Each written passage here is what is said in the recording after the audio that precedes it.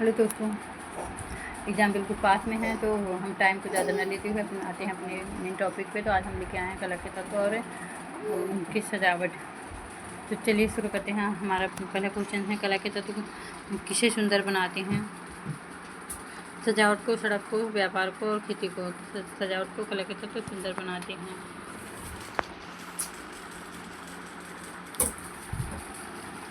तो अगले क्वेश्चन देखते हैं, कला के तत्वों का सम्मिश्रण किसी भी प्रकार की सुंदरता को आकर्षक और सुंदर बनाती है। लंबवत रेखाएं, खड़ी रेखाएं इंटीरियर डिजाइन में क्या प्रभाव पैदा करती हैं? तो चौड़ाई का, ऊंचाई और गरिमा का भ्रम, आलस्य का, स्थिति का। तो ऊंचाई और गरिमा का भ्रम पैदा करती हैं, जो कमरे को बड़ा दिखाने में मदद करती हैं। तो क्षैतिज रेखाएं कमरे में किस प्रकार का वातावरण निर्मित करती हैं? तनाव का, शांति विश्राम का और अत्यधिक गतिशीलता का भय का। तो तनाव और विश्राम, शांति विश्राम और चौड़ाई का क्षैतिज रेखाएं वातावरण निर्माण करती हैं। तो अगले क्वेश्चन देखते हैं, कला के तत्व टेक्सचर हम कैसे महसूस करते हैं? छूकर, सूंघकर, चखकर। तो हम इसे छू कर महसूस करते हैं, क्योंकि टेक्सचर किसी हुई सतह का खुरदुरापन है जो चिकना और मखमली होना दर्शाता है, जिसे हम छू के चेक कर सकते हैं। तो दो या दो से अधिक रेखाओं को आपस में घेरने से किस तत्व का निर्माण होता है? रंग का, प्रकाश का, आकार का, स्थान का। तो आकार का। जब रेखाएं एक से निश्चित रेखा को घेर लेती हैं, आकार को घेर लेती हैं, तो उसे आकार या स्पेस कहते हैं। तो अगला क्वेश्चन देखते हैं कि स्थान स्पेस तत्व के अंतर्गत ऋणात्मक स्थान किसे कहते हैं? गंदे स्थान को कि क्षैतिज स्थान को? या कलाकृत फर्नीचर के आसपास खाली स्थान को, घर के स्टोर रूम को, या वह स्थान जहाँ धूल मिट्टी कड़ा आदि हों? तो इसका करेक्ट ऑप्शन जाता है कलाकृत और फर्नीचर के आसपास का खाली स्थान ऋणात्मक स्थान कहा जाता है। तो अगला क्वेश्चन है कि डिजाइन के बीच का स्थान जो नेगेटिव स्पेस में रहे, वो आँखों को सुकून दे। कलाकृत और फर्नीचर करके उस स्थान को भी अच्छे से भर दे। तो कला के किस तत्व को विजुअल वेट कहते हैं? यह दिखने में भारीपन बदलने के लिए किया जाता है। तो रेखा, रंग, केवल बिंदु, ध्वनि। तो रंग, क्योंकि कमरे में अच्छे रंगों का चुनाव करना चाहिए जिससे वस्तुएं भारी और विजुअल दिखें। तो गहरे रंग देखने में भारी और विजुअल, हल्के रंग देखने में विजुअल वेट कहलाती हैं। तो अगला क्वेश्चन देखते हैं, वक्र रेखाएं गृह सज्जा को क्या प्रदर्शित करती हैं? कठोरता, अनुशासन और प्रसन्नता। ऋतुशोक, पूर्णता। तो प्रसन्नता और कोमलता की गति प्रदान करती हैं। तो अगला क्वेश्चन देखते हैं, तो घुमावदार रेखाएं डिजाइन में प्राकृतिक कोमलता और सुंदरता लाती हैं। यदि किसी कमरे की दीवार खोखली राउंड टेक्सचर है तो वह प्रकाश का प्रभाव कैसे प्रभावित करेगी? प्रकाश को पूरी तरह परिवर्तित करेगी कि प्रकाश को अवशोषित करेगी कि प्रकाश को रंगीन बनाएगी, प्रकाश को रोकेगी? तो प्रकाश को अवशोषित करेगी। कमरे की दीवार खुरदुरी है तो खुरदरे टेक्सचर प्रकाश को सोखते हैं, जिससे कमरा अधिक शांत और चमकदार होता है। इंटीरियर डिजाइन में आकार का चयन करते समय क्या ध्यान रखना चाहिए? तो इंटीरियर डिजाइन में कमरे का आकार शेप चुनते समय हमें आकार को केवल चौड़ा रखना चाहिए। आकार कमरे के कुल उपयोग के अनुपात में होना चाहिए। आकार जितना बड़ा हो उतना अच्छा होना चाहिए। आकारों का आपस में कोई संबंध नहीं होना चाहिए। तो आकार का अनुपात कमरे के कुल स्थान का उपयोग होना चाहिए। तो फर्नीचर वस्तुओं का आकार कमरे के आकार के अनुसार होना चाहिए ताकि वह अजीब न लगे। 2 आयामी 2D और 3 आयामी 3D आकारों में मुख्य अंतर क्या है? केवल रंगों का अंतर है। 3D आकार में चौड़ाई और लंबाई में, चौड़ाई के साथ गहराई और मोटाई की भी पहलू होती है 3D में। तो इसका करेक्ट ऑप्शन जाता है कि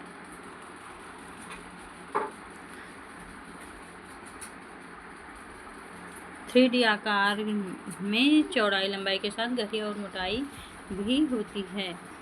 तो कमरे में रखे फर्नीचर 3D आकार के होते हैं क्योंकि वह स्थान घेरते हैं, उनकी मोटाई भी होती है, इसलिए द्वि आयामी 2D और 3 आयामी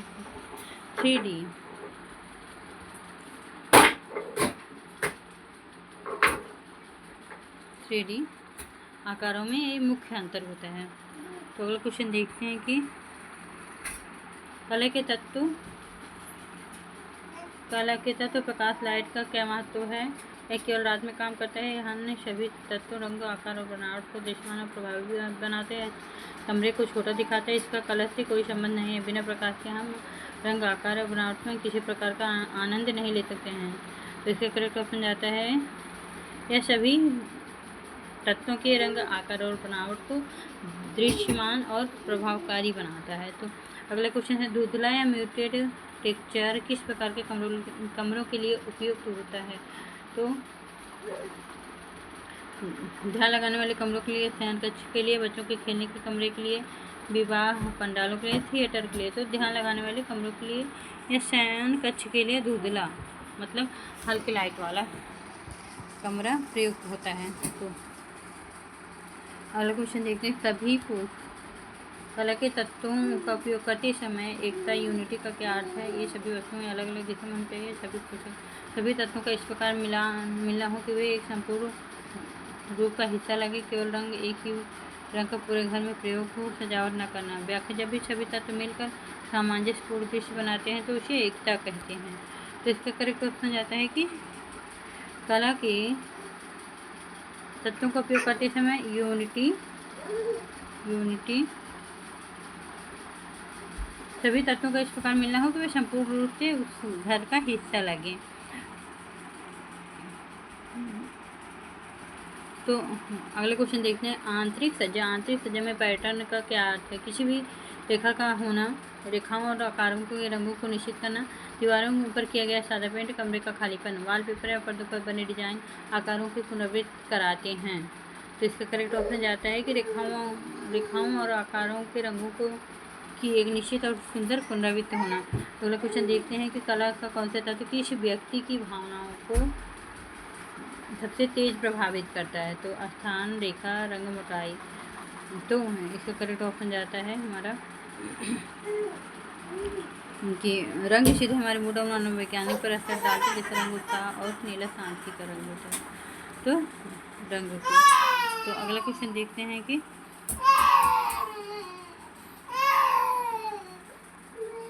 ज्यामितीय आकार जैसे त्रिभुज, वर्ग और क्या संदेश देते हैं। अनिश्चितता का, सुव्यवस्था का, प्रकृति का या जैविक का। तो ये देते हैं ज्यामितीय आकार आधुनिक डिजाइनों में स्थिरता और अनुशासन का एहसास कराते हैं। स्थिरता और अनुशासन का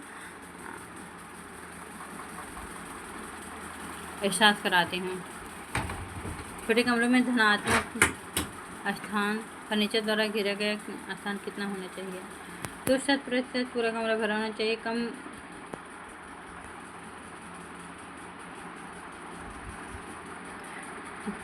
ऋणात्मक स्थान अधिक न रहे, कमरा खुला न लगे, बहुत अधिक भारी फर्नीचर न हो, शून्य कोई सामान नहीं होना चाहिए। तो छोटे कमरे में कम सामान रखने से चलने फिरने की जगह बचती है, दम नहीं घुटता। इसका करेक्ट ऑप्शन जाएगा कि हमें कम सामान रखना चाहिए जिससे चलने फिरने की जगह हो और कोई घुटन ना हो। तो अगले क्वेश्चन देखते हैं कि कला के सभी तत्वों के ज्ञान से एक गृहस्वामिनी को क्या लाभ होता है। वह अधिक महंगी वस्तुएं पहचान सकती है, वह कम खर्च में भी घर को कलात्मक और अधिक आकर्षक बना सकती है, वह बाजार की जब वस्तु खरीद लेते हैं, इससे कोई लाभ नहीं होता है। तो वह कम खर्च में भी कलात्मक और आकर्षक बना सकते हैं कला के तत्व हैं। तो कला के तत्वों की समझ होने पर बेकार सस्ती वस्तुओं से भी बेहतरीन सजावट की जा सकती है। कला के तत्वों में मूल्य वैल्यू का क्या तात्पर्य। किसी वस्तु की बाजार से कीमत, किसी रंग का हल्कापन और गहरापन, कलाकृति का ऐतिहासिक महत्व, वस्तु विज्ञान का। रंग विज्ञान में वैल्यू का अर्थ रंग के शीर्ष और शीर्ष से हल्के और गहरे रूप से होता है। कला के सिद्धांत क्या है। तो इसका करेक्ट ऑप्शन जाता है कि हल्के और गहरे रंग से होता है। तो इसका करेक्ट ऑप्शन जाता है। तो कला के सिद्धांत सिद्धांत का लय का संबंध किससे है? ये टॉपिक है कला का सिद्धांत। तो देखते हैं कि गति से है। लय का सिद्धांत किससे? गति से है। गति से है कि रुकावट से है, विरोध से है, खालीपन से है? तो कला का सिद्धांत लय का संबंध क्या होता है कि लय ऐसे ऐसी लय होती है, तो लय का संबंध होता है गति से कि लगातार चलती रहे। तो लय के कारण ही दर्शक की आंखें घूमती है, पूरी सजावट एक सुगम गति से घूमती है। तो कला के सिद्धांतों के औपचारिक संतुलन तो या फॉर्मल बैलेंस किसे कहते हैं कि एक तरफ भारी दूसरी तरफ खाली स्थान छोड़ना, केंद्र रेखा और दोनों और बिल्कुल एक जैसी वस्तुओं की समानता होना, सभी सामानों को छुपा देना या बिना किसी नियम की सजावट करना। तो केंद्र रेखा के दोनों ओर बिल्कुल एक जैसी करना कला के सिद्धांत में औपचारिक संतुलन है। तो तेरा अनुपात इस सिद्धांत को ग्रीक वासियों ने किस नाम से पुकारा? रजत नियम, गोल्डन मीन, लौह नियम, रेखा नियम। तो गोल्डन मीन श्वेडिंग के नाम से पुकारा है ग्रीक वासियों ने। तो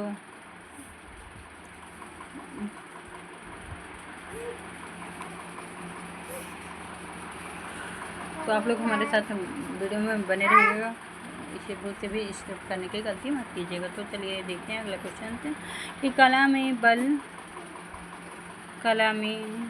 बल या आकर्षण केंद्र किस पॉइंट का निर्माण करते हैं?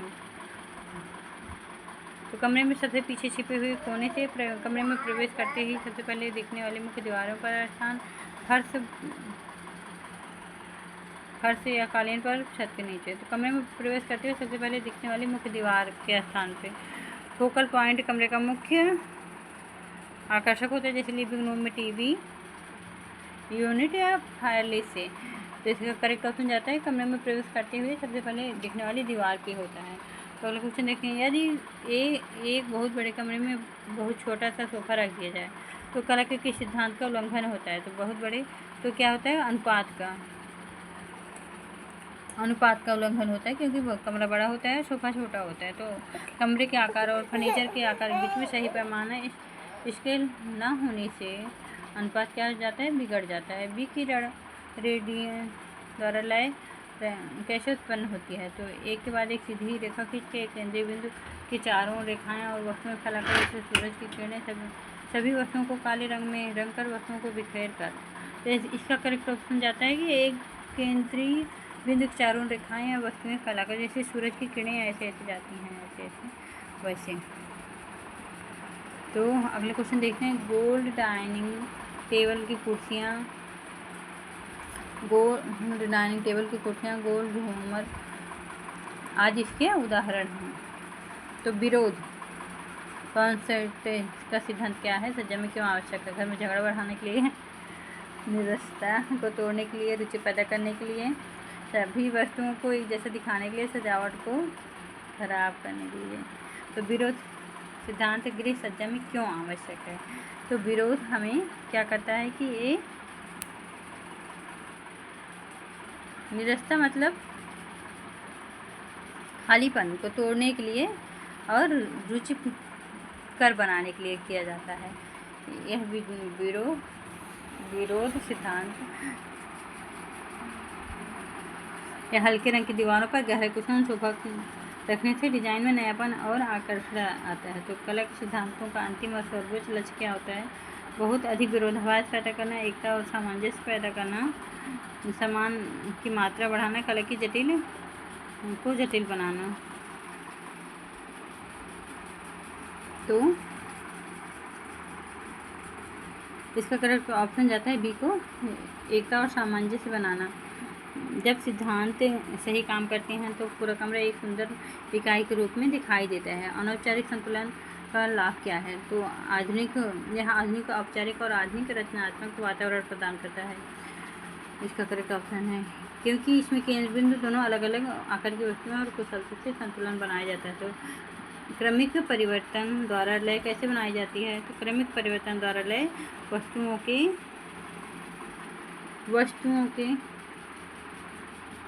आकार या रंग को धीरे धीरे छोटे से बड़ा और हल्के से गहरा करके क्रमिक परिवर्तन, जैसे छोटे से बड़े आकार की मोमबत्ती स्टैंड को क्रम से सजाने पर आँखों को एक सुंदर गति मिलती है। तो गृह सज्जा में अति महत्व देने से क्या नुकसान होता है? कमरा बहुत शांत होता है, आंखें भ्रमित हो जाती हैं कि कमरे को बेढंग से सजा दो, उसमें बहुत ज़्यादा सामान भर दो। तो क्या देता है गृह में अति महत्व से क्या नुकसान होता है? तो ये हमारी आँखों को भ्रमित करती हैं, हमारी आँखों को ये क्या करती हैं? भ्रमित करती हैं और कमरे को अशांत बनाती हैं। तो अगला क्वेश्चन देखते हैं।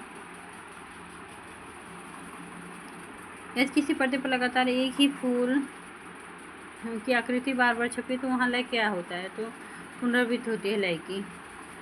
तो एक ही डिजाइन या रंग को किसी निश्चित दूरी पर दोहराना क्या कहलाता है? पुनरावृत्ति कहलाता है। तो कला का सिद्धांत संतुलन मानव शरीर की किस गुण से प्रेरित होता है? तो शारीरिक स्थिरता और गुरुत्वाकर्षण केंद्र से। तो जैसे मनुष्य सीधे खड़े रहने के लिए संतुलन बनाता है, वैसे देशों में भी संतुलन की महत्वपूर्ण भूमिका होती है। तो अगले क्वेश्चन देखते हैं। कला के सिद्धांतों के अनुसार वॉलपेपर चुनते समय कमरे की ऊंचाई का ध्यान कैसे रखें? कम ऊंचाई वाले कमरे में खड़ी धारियों का उपयोग करें और कम ऊंचाई वाले कमरे में आड़ी धारियों का उपयोग करें। खड़ी धारी और आड़ी धारी। तो खड़ी धारी अनुपात के सिद्धांत के अनुसार कम ऊंची छत को भी ऊंचा आभास दिलाते हैं, खड़ी धारी वाले वॉलपेपर। तो इसका करेक्ट ऑप्शन जाता है खड़ी धारी वाले को। तो अगले क्वेश्चन देखते हैं कि आंतरिक सज्जा में एकता यूनिटी की कमी के क्या परिणाम होते हैं? यूनिटी की कमी के क्या परिणाम होते हैं? कमरा बहुत सुंदर दिखता है, कमरा बिखरा हुआ दिखता है, शोरगुल वाला होता है, कमरे का क्षेत्रफल घट जाता है, कमरे का बजट बढ़ जाता है, तो कमरा अव्यवस्थित होता है। आंतरिक सज्जा में एकता यूनिटी की कमी। आप लोग क्वेश्चन को अच्छे से ध्यान से पढ़िएगा क्योंकि क्वेश्चन के अंदर ही हमारा आंसर छुपा होता है। तो एकता के ना होने पे ऐसा लगता है कि जैसे मानव वस्तुएं जबरदस्ती से एक कमरे में छूट दी गई हैं। तो अगला क्वेश्चन देखते हैं। कला में स्केल का क्या अर्थ है? केवल दीवारों को नापने वाला पुट्टा किसी वस्तु का दूसरी वस्तु का मानव शरीर के संदर्भ में वास्तविक आकार संबंध में रंगों को जोड़कर प्रकाश की तीव्रता। तो इसका करेक्ट ऑप्शन जाता है बी को। किसी वस्तु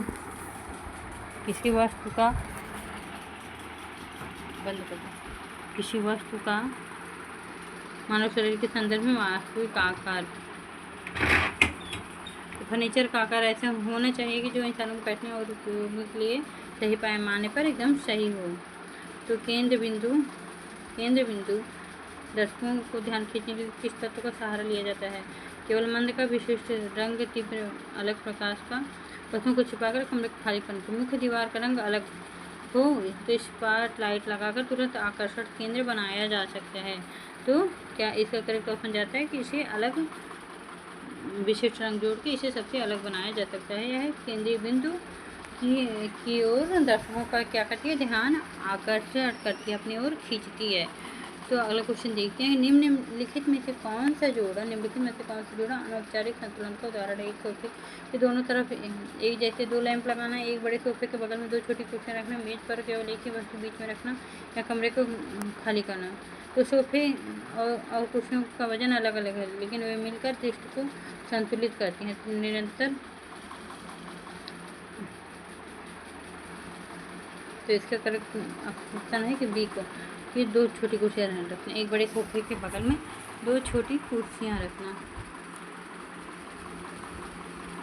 तो अगले क्वेश्चन देखते हैं। निरंतर रेखा माध्यम से लय कैसे होती है? आर्किटेक्चरल मॉडलिंग या मेहराबवर डिजाइन के प्रवास से दीवारों के बीच में तोड़ के बहुत सारे कोनों का निर्माण करके अंधेरा करके। तो इसका करेक्ट ऑप्शन जाता है आर्टिकल मॉडलिंग मेहराबदार से।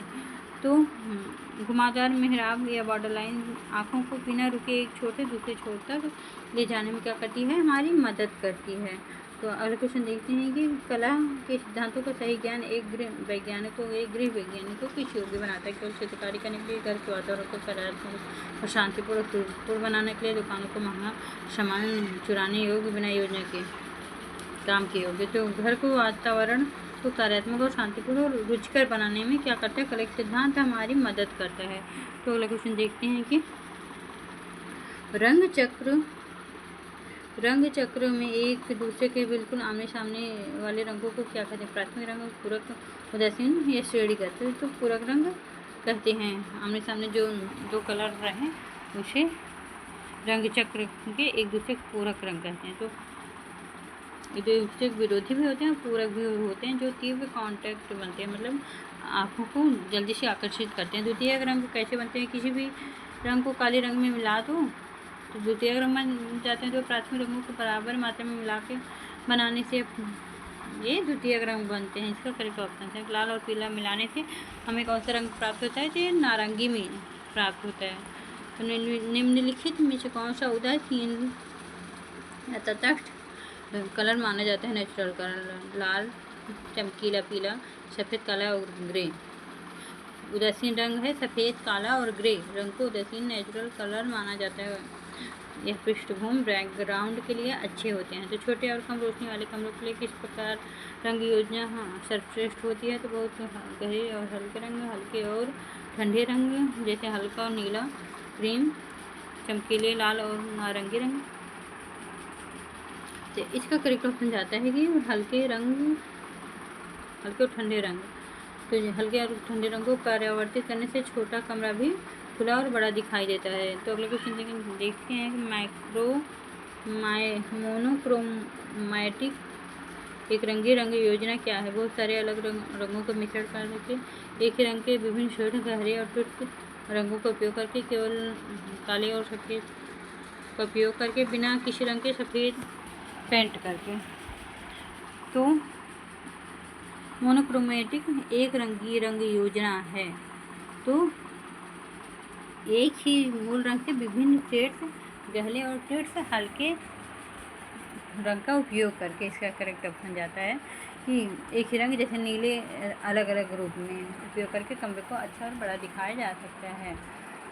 तो अगले क्वेश्चन देखते हैं कि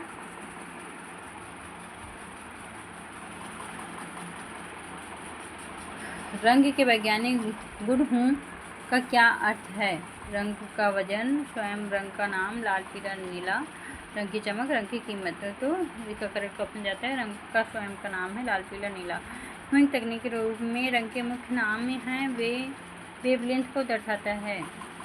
तो इसका करेक्ट ऑप्शन दी जाता है। तो किसी रंग में सफ़ेद रंग मिलाने पर जो हल्का रंग प्राप्त होता है उसे क्या कहते हैं, शेड, टिंट, टोन या न्यूट्रल। किसी भी रंग में हम सफ़ेद रंग मिलाते हैं तो हमें क्या मिलता है, टिंट मिलता है। जैसे लाल में सफ़ेद रंग मिलाने पे क्या होता है, गुलाबी बन जाता है लाल में सफ़ेद रंग मिलाने पे। तो अगला क्वेश्चन देखते हैं कि किसी रंग में काला रंग मिलाने पर जो गहरा रंग प्राप्त होता है उसे क्या कहते हैं, टिंट, शेड, इंस्टेंटेनियस वैल्यू। काला रंग मिलाने पर गहरा रंग प्राप्त होता है जिसे हम शेड कहते हैं।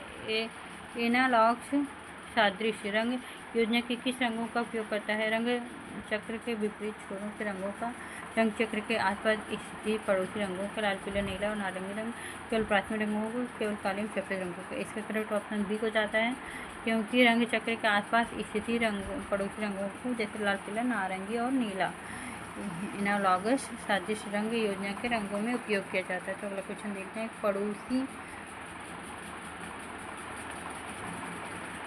त्रिकोणीय रंग योजना में रंग चक्रों की स्थिति क्या होती है, एक दूसरे के बगल समबाहु त्रिभुज के कोनों पर बराबर एक दूसरे की दूरी पे, जैसे लाल पीला नीला रंग मिलके त्रिकोणीय जीवंत रंग योजना बनाते हैं। तो इसका करेक्ट ऑप्शन बी को जाता है। तो अगला क्वेश्चन देखते हैं, इंटेंसिटी तीव्रता के रंग किस गुण का पता चलता है, रंग के धुंधलेपन या चमकीलेपन से, रंग की मोटाई से, रंग के तापमान से, रंग के सूखने से।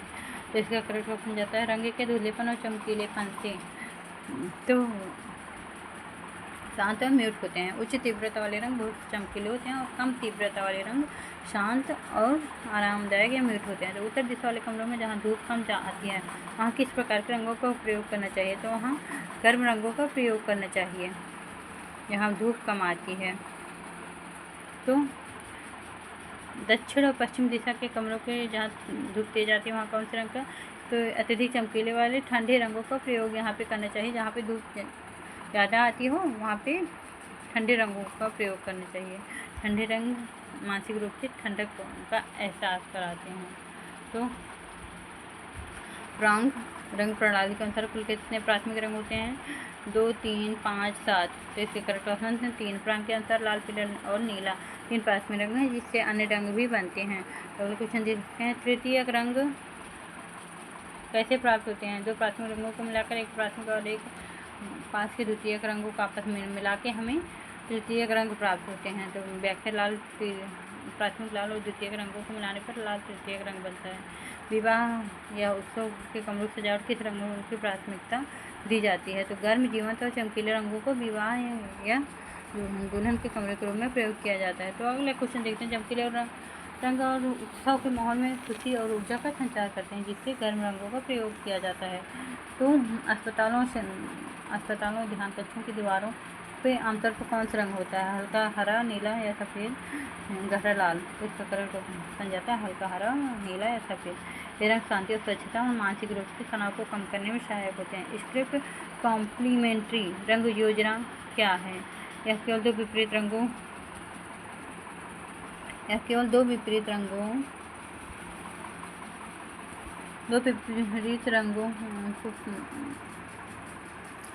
स्क्रिप्ट कॉम्प्लीमेंट्री क्या है, तो यह केवल 2 विपरीत रंगों के उसके पूरक के बगल वाले 2 पड़ोसी रंग होते हैं। तो यह योजना सीधे पूरक रंग जितना तीखा प्रस्तुति नहीं होती, जिससे सजावट अधिक संतुलित लगती है। अध्ययन कक्ष स्टडी रूम में एकाग्रता बढ़ाने के लिए सबसे अच्छा कौन से कलर माना जाता है, तो भड़कीला, हल्का हरा, बादामी, गहरा। तो हल्का बादामी हरा। तो इसका करेक्ट ऑप्शन है जो मानसिक शांति को बनाए रखता है। तो वस्तुओं और सोफा कवर के बड़े और चमकीले पैटर्न के आधार पर कमरे में कौन से रंग प्रयोग होने चाहिए, तो केवल बहुत बड़े कमरों के लिए, बड़े कमरों को थोड़ा भरा हुआ दिखाते हैं, कमरों की शून्यता के लिए सही है। रंग चक्र में वैज्ञानिक बुलेट रंग 2 कलर के मिश्रणों से बनता है। बैगनी रंग कौन से 2 कलर के मिश्रणों से बनता है, तो लाल और पीला मिला देने से हमें बैगनी रंग मिलता है। तो भोजन कक्ष डाइनिंग एरिया में भूख और रुचि बढ़ाने के लिए कौन से मनोवैज्ञानिक रूप में असरदायक होता है, गहरा नीला, हल्का, ऐसा करेक्ट ऑप्शन है हल्का नारंगी और पीला आड़ू रंग। भूख और सकारात्मक बढ़ाने के लिए उत्तेजित करते हैं। छत के आमतौर पर सफ़ेद रंग हल्का, छत के लिए आमतौर पर सफ़ेद और बहुत हल्का रंग क्यों चुना जाता है, क्योंकि छत ऊंची लगे और कमरे में प्रकाश की अच्छे से आए। तो बैलू स्केल पर सबसे अधिक उच्चतम बैलू किस रंग की होती है, तो सफ़ेद रंग की होती है बैलू रंग पे। तो रंगों की सफल व्यवस्था के लिए गृह स्वामी को सबसे पहले किस रंग का ध्यान रखना चाहिए, कमरे के उपयोग और आकार और वहाँ रहने वाले मानसिक रुचि, व्यक्ति की मानसिक रुचि को भी ध्यान में रखना चाहिए गृह स्वामी को। रंग योजना कमरे के उद्देश्य और उपयोग के अनुकूल होनी चाहिए। तो डिजाइन के सिद्धांत और तत्वों का प्रयोग करके वस्तु को आकर्षक बनाते हैं, तो सजावट के लिए आकर्षक बनाते हैं। तो संरचनात्मक डिजाइन क्या है, तो उसका अपने कार्य में उपयोगी और मजबूत होना संरचनात्मक डिजाइन है। तो सजावटी डिजाइन क्या होता है, तो सजावटी डिजाइन होता है कि संरचनात्मक डिजाइन की सुंदरता को सजावटी डिजाइन होती है। तो अगला क्वेश्चन देखते हैं कि एक अच्छे सजावट डिजाइन की क्या विशेषता होनी चाहिए, तो अच्छी सजावट डिजाइन की विशेषता होनी चाहिए कि वह मूल रूप से वस्तु ज़्यादा बड़ी और भारी होनी चाहिए, सीमित सुरुचिपूर्ण और आकार में अनुकूल होना चाहिए। तो सीमित सुरुचिपूर्ण मूल वस्तु के आकार में अनुकूल होना चाहिए। तो आज हम टॉपिक किए हैं, यहाँ 3 टॉपिक कवर किए हैं। तो अगर हमारी वीडियो थोड़ी सी भी यूजफुल लगे तो लाइक, सब्सक्राइब और शेयर कमेंट जरूर कीजिएगा। तो तब मिलते हैं अगले नेक्स्ट पार्ट पे। तो तब तक ले बाय बाय।